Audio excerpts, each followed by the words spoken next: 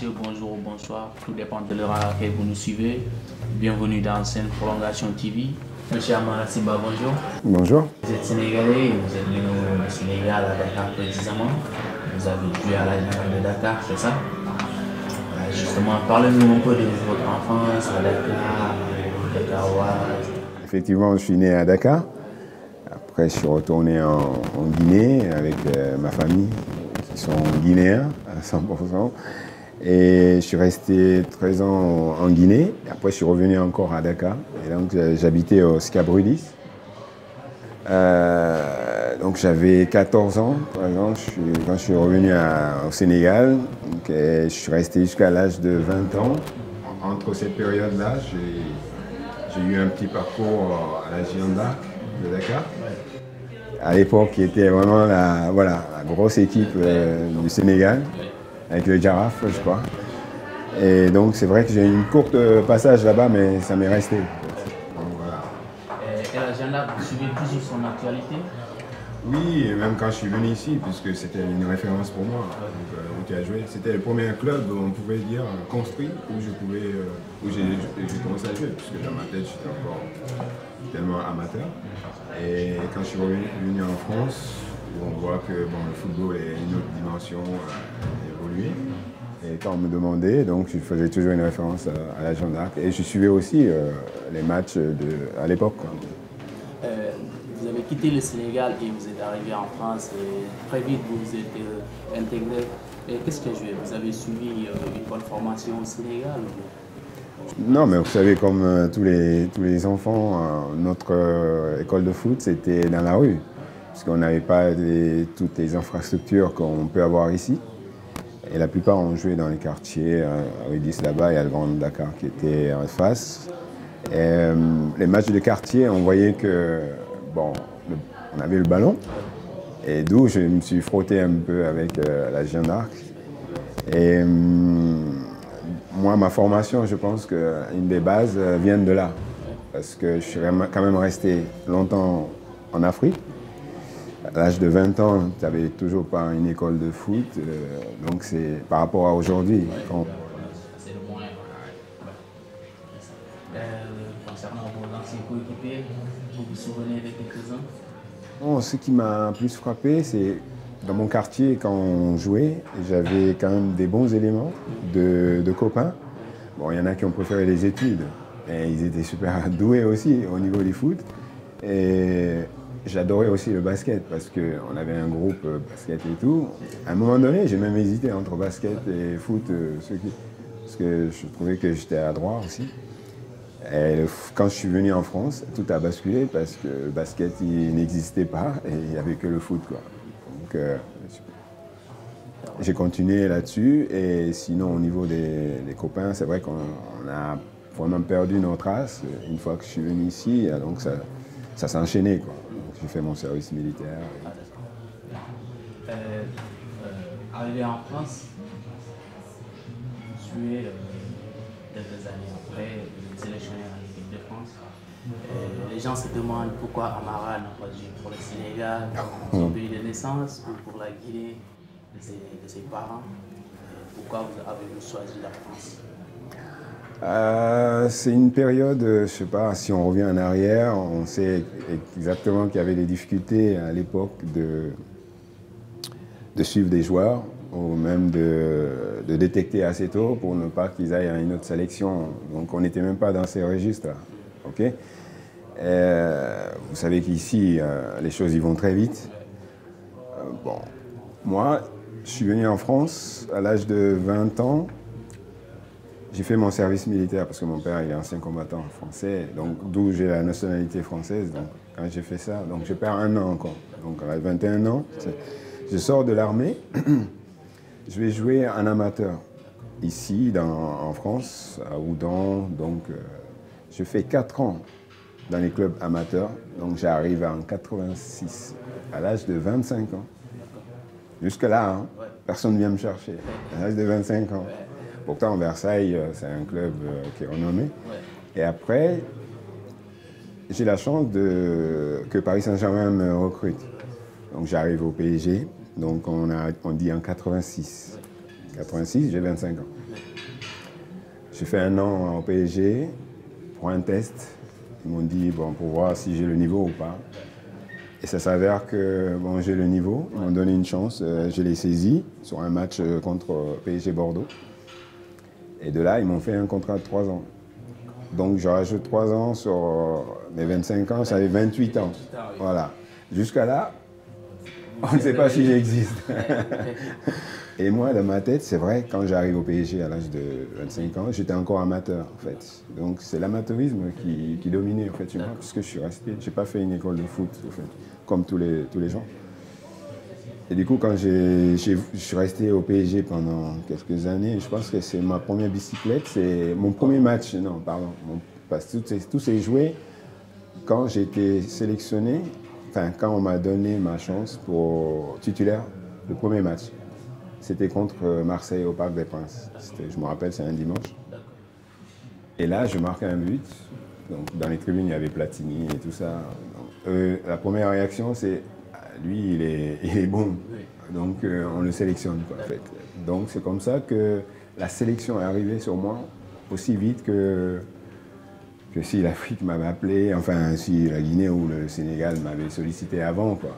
Parce que là, quand je te dis ça, effectivement, ma première sélection, j'étais dans les trentaines d'années. À trentaine d'années, et je ne me rappelle pas qu'on est venu me solliciter pour jouer pour... Et même moi, dans ma tête, je n'étais même pas dans ce registre-là. Pour moi, tout était nouveau. J'arrive tard en France. À l'âge de 25 ans, tu n'es toujours pas professionnel. Et tu arrives au Parc des Princes. Tu avais 5 joueurs, 6 joueurs qui ont fait le mondial 86 au Mexique. Toi, tu es un amateur, tu arrives et tu dois jouer avec eux. Et ce qui était marrant dans ça, c'est que tu arrives au PSG, ils avaient recruté un des meilleurs buteurs aussi, qui est Jules Bocandé, un Sénégalais et tout. Donc, tu avais Jureb qui avait fait le mondial, tu avais Jules Bocandé en attaque, tu avais Vaïd Alilozic, tu avais Dominique Rocheteau. Donc, les 3 meilleurs attaquants en France, ils se sont retrouvés. Et moi, j'arrivais à Versailles, un amateur. Donc voilà, dans la situation. Donc, moi, j'étais dans ce monde-là de voir est-ce que j'ai le niveau ou pas. Donc, et après, c'est vrai que ça a évolué, on m'a donné ma chance et j'ai laissé. Justement, à propos de Jules Bocandé, parlez-nous un peu de lui.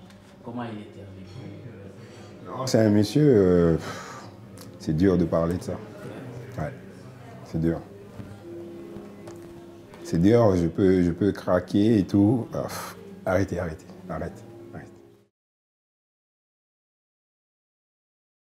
Moi, Jules, je le définis comme un lion, parce que quand on regardait Jules avant qu'il vienne à Paris, parce que moi j'étais à Paris, quand il était meilleur buteur à Metz et tout, avant de partir, on voyait sa façon de jouer, on voyait la force en lui.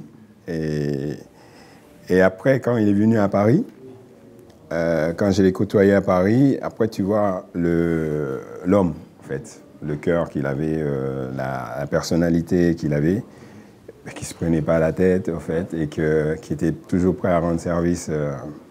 Donc on a eu pas mal de passages ensemble, on a joué à l'étranger, quand ça c'était mes débuts aussi. Donc Jules, pour moi, quelqu'un que je respectais beaucoup. Donc on a eu pas mal de bons moments ensemble. Donc ça, c'est des choses qui marquent, en fait. Donc j'avais beaucoup de respect pour Jules. Et humainement, c'était quelqu'un qui nous... Enfin, c'est rare de trouver ça, quoi, en fait. Ouais. Donc il y avait Jules Bocandé, il y avait Omar Guessen aussi, qui était avec nous, qui était capitaine, et aussi. Donc ça, c'est des 2 Sénégalais où vraiment on se retrouvait à une identité, quoi, aussi dans le truc. Mais ces 2 personnalités, ils avaient des personnalités assez fortes. L'une était l'une des meilleurs buteurs et l'autre était capitaine quand même de l'équipe du PSG. Comme Zidane avec sa roulette, oui. Vous êtes connu comme étant, je dirais, le propriétaire de la bicyclette à la Amarasiba. C'était quoi? Vous l'avez travaillé ou c'était naturel, la bicyclette, parce que ça arrivait si facilement? Non, la bicyclette, comme je disais au début, c'est que mon école de foot à moi. Ça a commencé en Guinée, c'est venu au Sénégal avant d'arriver ici. Parce que je n'ai pas fait le centre de formation et tout. Je me rappelle, en Guinée, je faisais des supérieurs sur des cires de... Voilà, tu mettais un pneu, tu passais par-dessus. C'est inconscient, en fait. Bon. Donc ça, c'est des choses qui forment le corps aussi. Hein. Je ne dis pas à tout le monde de faire ça. Mais bon. Bon, pour faire une bicyclette ici, avec le dos en arrière, il faut sentir son corps. Il faut une certaine souplesse, quoi. Et c'est même pas que ça, parce que la bicyclette est venue. C'est marrant parce que vous parlez de bicyclette en comparaison avec Zidane. Même parce que j'étais prêté à Cannes. Donc Zidane a commencé à jouer avec nous là. Il était sur le terrain. J'ai quand même mis la bicyclette. Non, Vieira, tout ça, c'était jeune. J'allais les voir au centre de formation. Et ils étaient au centre de formation de Vieira, Mikou et tout ça. Et ils étaient au centre de formation. Et Zidane est sorti avant. Il est venu faire un match avec nous. Après, on est parti sur une série de 13 matchs en défaite. Et comme j'étais là-bas, PSG est venu jouer contre nous. Je jouais avec Anne, avec Zidane. Et je leur ai mis la bicyclette. Donc il y avait Zidane sur le terrain aussi. Donc il ça. La passe. Non, il m'a fait une passe. Je suis passé à Téléfoot la dernière fois. Non, J+. Ils ont donné, il y a un moment, c'était un match à Auxerre qui était télévisé. Donc au milieu de terrain, il dribble deux personnes, il me donne la balle. Et moi, je suis parti du milieu de terrain jusqu'au but. Donc ça, c'est... Non, mais on a eu... la bicyclette est née justement avant Cannes et tout. C'était au Parc des Princes. C'est pour ça que c'est important. Au Parc des Princes, la première bicyclette, c'est contre Mulhouse quand je l'ai mis. Et après, ils ont fait les campagnes et tout ça, quoi. Mais ce n'est pas un geste que moi, j'ai travaillé à l'entraînement avant. Sur cette action, on est sur un terrain vachement glissant, parce qu'il faisait froid. Il restait 13 minutes, je rentre à 13e seconde. Donc il y a un ballon qui arrive sur le côté. Moi j'arrive, je suis un peu battu. Donc je me retourne. Enfin, tu vois, là, tu n'as même pas une demi-seconde pour réflexion, quoi. C'est l'instinct qui te parle. Je me suis retourné. Comme je sentais mon corps, clac, je suis parti. Et quand tu réussis le geste, quand tu n'es pas si loin du gardien, si c'est cadré, il n'y a aucune chance qu'il arrête, sauf si ça tombe sur lui. Là. Et c'est ce qui s'est passé. Et quand j'ai vu la réaction après le but des gens et après l'engouement qu'il y avait derrière, wow, est-ce qu'il a fait exprès ou pas? Pour moi, c'était tout naturel. Parce que la première bicyclette, il disait oui. Peut-être que c'était dedans. Exact. Il y avait Thierry Roland et Jean-Michel Larquet qui étaient...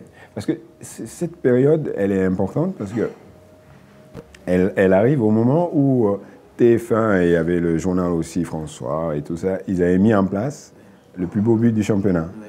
Donc ça a commencé là. Vous l'avez remporté 3 fois. Ouais, de suite. Et là, moi, je mets la première bicyclette. Donc les gens, ils votaient tous les week-ends et tout. Donc je finis premier. Et l'année d'après, c'est pareil. Ouais. La saison commence, je remets une autre bicyclette plus jolie contre PSG. Voilà. Mais vous les mettez très tôt là. J'ai mis très tôt. Comme ça, tous les dimanches, les gens ils me regardaient, ils me disent « Ah, t'as encore marqué ». Mais non, j'en ai mis une. Justement, à propos de la bicyclette, vous avez eu 3 sélections, c'est ça, avec l'équipe de France? J'ai mis 3 bicyclettes qui ont gagné le trophée. Et après, quand j'ai été sélectionné en équipe de France, j'ai eu 3 sélections. J'ai même mis une ciseau aussi en équipe de France. Oui. Lors du deuxième match? Ouais, c'est ça, France-Islande, au Parc des Princes. Ma première sélection, c'était en Pologne. Oui, j'avais plus de 30 ans. Donc, ma deuxième sélection, c'est France-Islande au Parc des Princes. Et troisième sélection, c'est en Angleterre, à Wembley. Comme, voilà. Donc, j'ai mes 2 buts. Donc, j'ai le meilleur ratio. Ouais, les stats sont bonnes là. Ouais. 3 sélections, 2 buts. Ouais, 3 sélections, 2 buts. Ouais. Et après, je suis sélectionné pour l'Euro 92 pour faire. Donc, il y avait une équipe que Platini avait composée. Je devais jouer devant avec Papin, Cantona et moi. Parce que c'était le trio. Comment ça se passait, la concurrence, Canto, Papin, c'était du lourd quand même. Papin, c'était la papinade. Donc déjà, pendant les périodes de top but, là, le plus beau but du championnat, donc c'était la guerre. On se battait celui qui allait mettre le plus beau but. Et ce qui est marrant, c'est... Je reviens un petit peu en arrière, et à un moment donné, dans mon passage avec Paris, et Jules a été parti à Nice. Vous vous rappelez, ouais, Jules Bocandé. Eux, ils arrivent pour jouer au Parc des Princes. Donc, je l'entends parce que nous, on était bien. Il me disait, Sim, il m'appelait Sim sur un surnom, il me dit, Sim, tu déconnes pas, hein, tu ne mets pas des buts. Parce que... C'est pour ça que je dis, il y a pas mal de parcours avec notre Gilles. Ouais. On ne peut pas s'empêcher de ne pas parler du prochain match du Paris Saint-Germain contre la Real Madrid. Oh, c'est un petit match, là. Oui, vous avez 93 ouais. En quart de finale, je crois, contre le Real Madrid, vous avez gagné 4-1.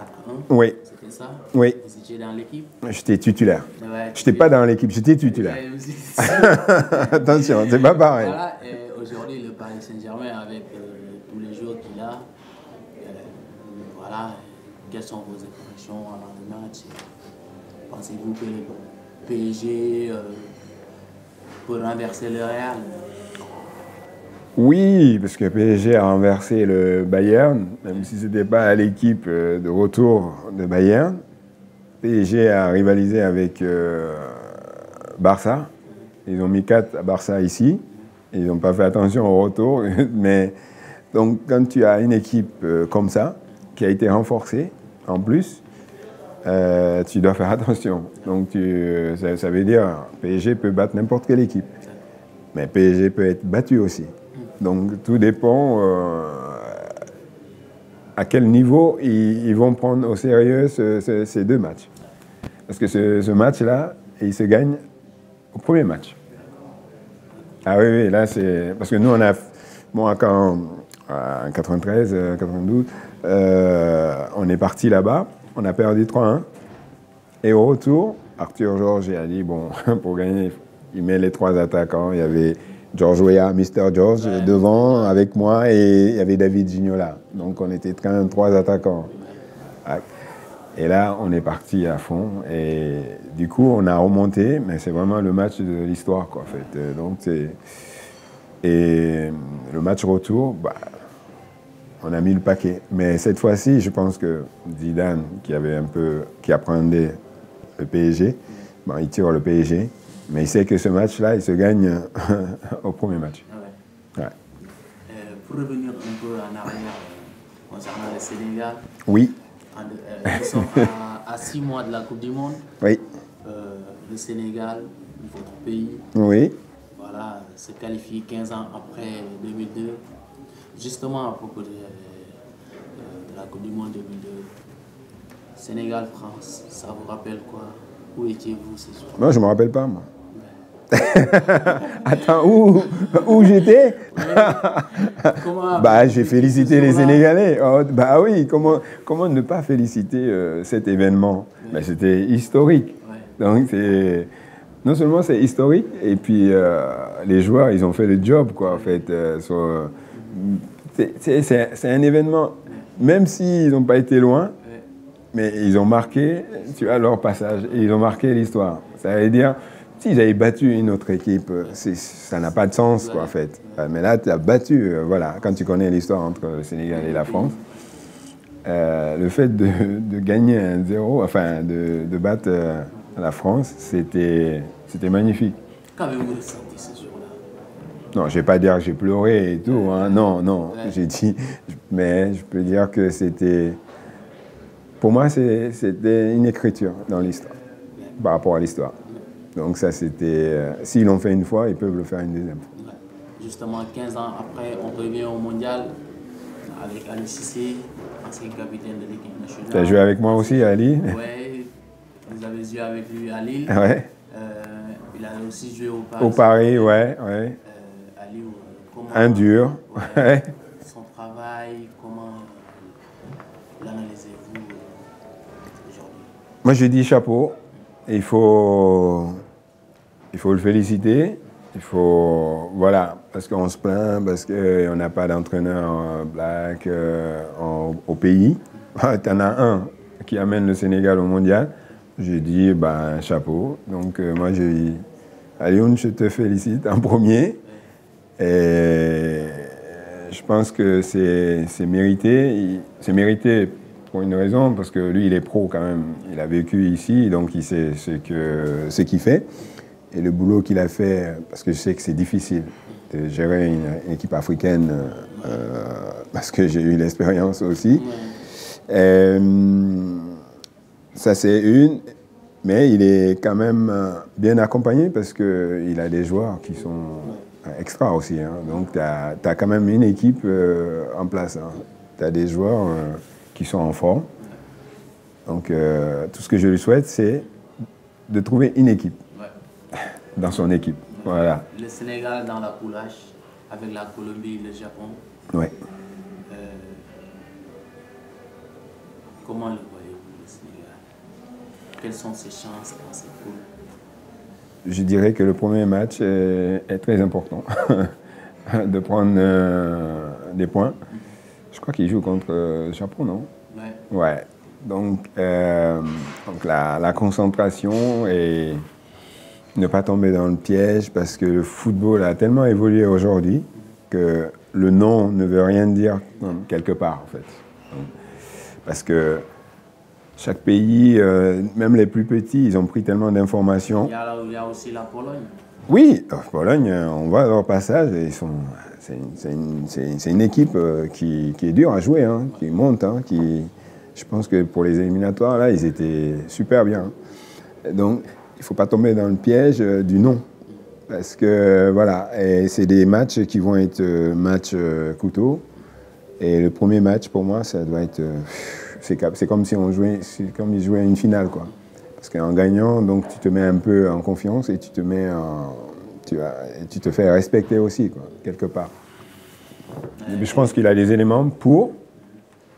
Mais après, ce match-là, c'est à ce niveau, parce que là, on arrive à un niveau maintenant, il faut pas... Il y a des individualités qui vont jouer sur les matchs vraiment serrés, donc pour décamter la chose. Donc là, je rentre un peu dans le technique. Mais il y a, tactiquement, il faut pouvoir gérer, quoi. Il faut connaître ton adversaire et dire, bon, OK, tactiquement, on va jouer comme ça pour gagner ce match-là. Ça, c'est les paramètres qu'il ne faut pas négliger. Il faut connaître là, tu es obligé de connaître ton adversaire. La Coupe du Monde, c'est le top. C'est le rêve de tout un footballeur. Les autres équipes africaines, comment les voyez-vous? Pensez-vous que l'Afrique peut avoir une équipe qui peut se retrouver au dernier carré d'as? Parce que pendant toutes ces années-là, ces dernières Coupes du Monde, on arrivait quand même à arriver en quart de finale. Mais pour passer en demi, c'est tout à fait différent.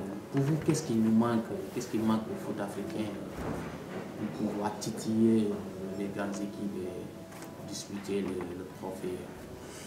Bah, comme tu dis, il ne manque pas grand-chose. Il ne manque pas grand-chose. Mais après, à un moment donné, il faut qu'on ait une équipe africaine se retrouve avec un groupe qui peut marquer l'histoire. C'est ce qu'on n'a pas encore, en fait. Donc là, on a des super joueurs, donc on joue, après, bon, on arrive à un moment, clac, on est stoppé. Alors, quand tu prends l'exemple sur l'équipe de France, 98, qui a gagné, donc personne n'y croyait, y compris l'entraîneur, qu'il ne savait même pas, alors que c'est lui qui a gagné le mondial. Avant le mondial, il ne voulait même pas. Bon, Aimé Jacquet. Donc, ils arrivent à trouver une équipe homogène, ça veut dire du gardien jusqu'au remplaçant, ça veut dire on parle de Barthez jusqu'à l'attaquant. Voilà. Donc, quand tu regardes cette équipe, là, non seulement tu as un groupe, mais après, tu as un truc de génie dedans. Donc, là, il nous manque, c'est pas physique, c'est pas tactique, on arrive en quart.